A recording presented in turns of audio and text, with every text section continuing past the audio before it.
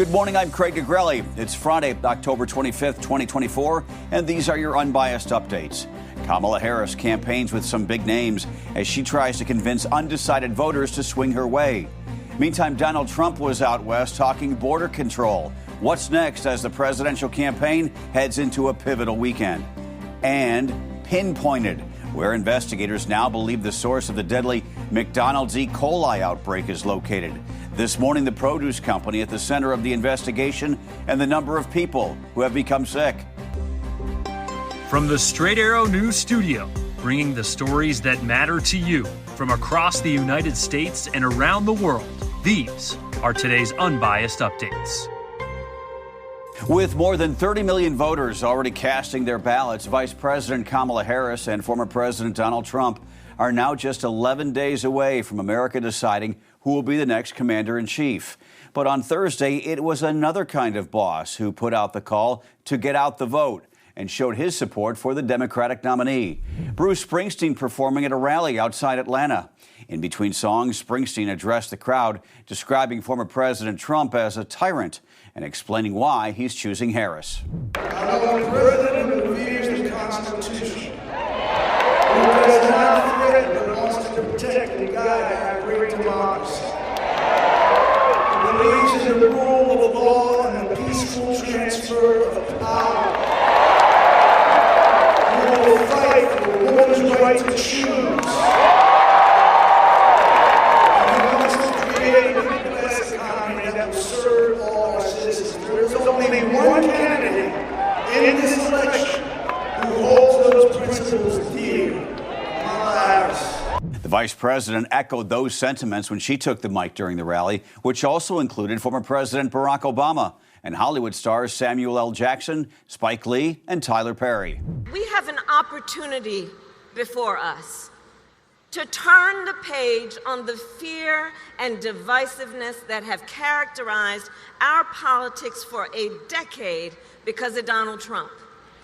We have the opportunity to turn the page and chart a new way and a joyful way forward.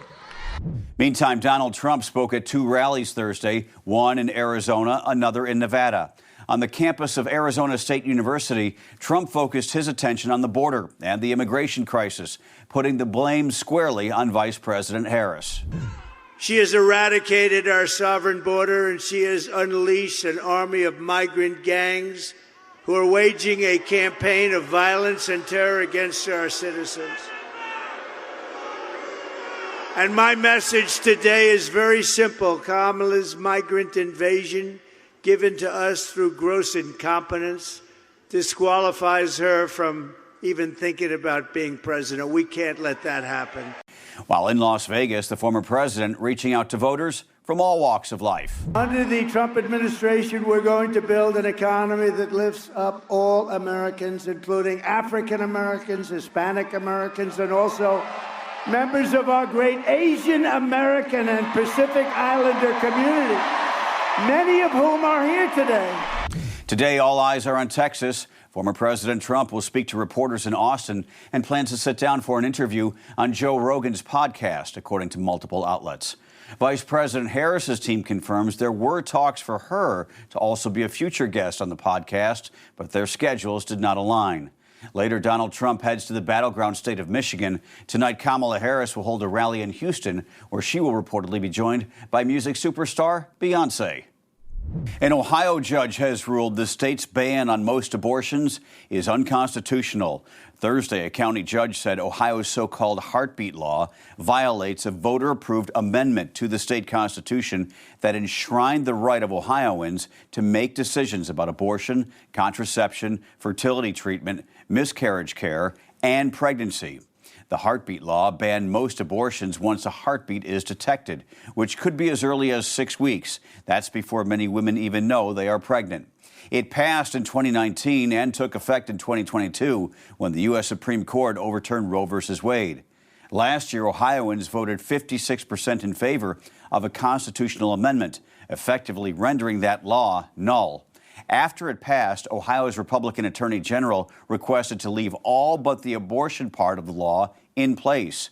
The AG's office said it's reviewing the judge's order and will decide within 30 days whether to appeal. Out west, Los Angeles County Attorney George Gascon announcing he's recommending the Menendez brothers be resentenced for the 1989 murders of their parents. In 1996, Eric and Lyle Menendez were sentenced to life in prison for the killings. The brothers claimed they had been sexually abused by their father, but prosecutors argued inheriting the family's money was their motive. The sexual abuse claims recently resurfaced, with some Menendez relatives saying the abuse was in fact true. Now the LA County DA is recommending they be resentenced to 50 years to life, which would make them both immediately eligible for parole under California law because they were younger than 26 at the time of the murders. There is no excuse for murder, and I will never imply that what we're doing here is to excuse that behavior, because even if you get abused, the right path is to call the police, seek help. But I understand also how sometimes people get desperate. I believe that they have paid their debt to society. Gascon said there was never any question the brothers murdered their parents, but to what degree they should be held accountable was in question. The Department of Justice has reached a settlement in connection with the deadly Baltimore bridge collapse in March.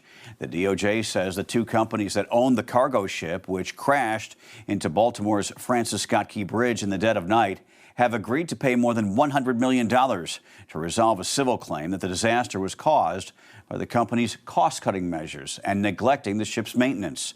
6 workers who were on the bridge patching potholes were killed when the 213 million-pound vessel lost power and crashed into the bridge, sending it crumbling into the water. The DOJ said the settlement money will cover the costs of the months-long efforts to remove the wreckage and get the Port of Baltimore back open. This is not the end, though. The city of Baltimore has filed its own claim against the two companies. Families of 3 of the victims have also said they intend to sue.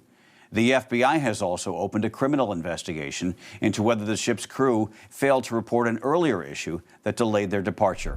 McDonald's now says a California-based produce company was the source of the fresh onions linked to a recent deadly E. coli outbreak. According to McDonald's officials, Taylor Farms sent onions to one distribution facility, which led the fast food chain to temporarily remove its quarter pounder from the menu in several states affected by the outbreak. McDonald's did not say which facility the onions were sent to, but at least 49 people in 10 states were sickened, and 1 person has now died from the outbreak. Most of the infections were reported in Nebraska and Colorado. The outbreak has led other fast food chains like Taco Bell, Burger King, and Pizza Hut to pull onions from some of their menus. Finally this morning, one of the most popular brands in snack foods has undergone a major name change. And if you think there's something fishy to this story, you would be right. Goldfish, the snack that smiles back, has changed its name temporarily to, get this, Chilean sea bass.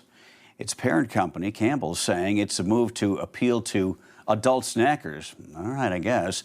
All right, here's the catch. These Chilean sea bass limited edition crackers are not sold in stores, only available online, selling for $7.38 for 2 bags. But if you were to visit the Chilean Seabasscrackers.com website, as of this recording, you would be met with a notice that they are sold out. But don't let your snacking dreams flounder, if you will. Customers are told to come back later this morning to fish for more. These limited quantities will last through October 30th. I don't know about you, but I'm going to stick to the chips and French onion dip with my football this weekend. Those are your unbiased updates for this Friday. We'll see you back here on Monday. For all of us at Straight Arrow News, I'm Craig DeGrelli. Have a great weekend.